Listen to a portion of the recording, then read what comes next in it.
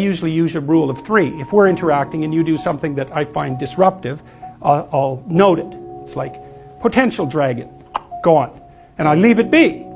And then if you do it again, I think, oh yeah, that probably wasn't merely situational, but I'll leave it be because that's still not enough evidence.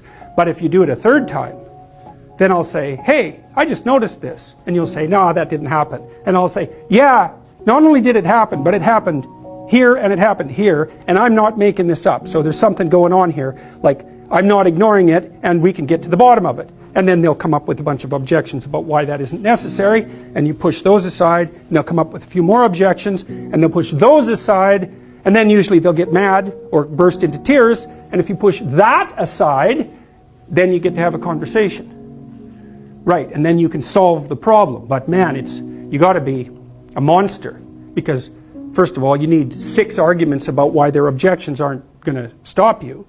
And then you have to not be intimidated by the anger, and you have to not be swamped by compassion about the tears.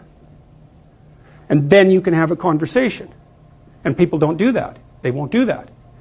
And so they don't solve the problems. And so then the problems accrue. Right? And if they accrue over 15 years of a relationship, then they end up fat, ugly, and in divorce court. So, and that's not a great outcome. It's divorce court and cancer are similar in their seriousness. Not always, but sufficiently often.